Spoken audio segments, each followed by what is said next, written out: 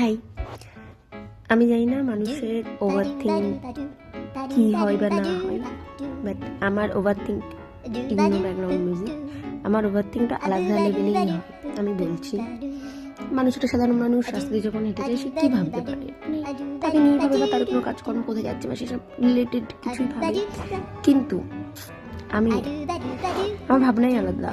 আমি রাস্তা দিয়ে সোজা হেঁটে যাচ্ছি, একটা জমজমাট রাস্তা, আমি ভাবি অপোজিট সাইড থেকে যেটা একটা বাঘ আসে আমি কোন দিকে পালাবো।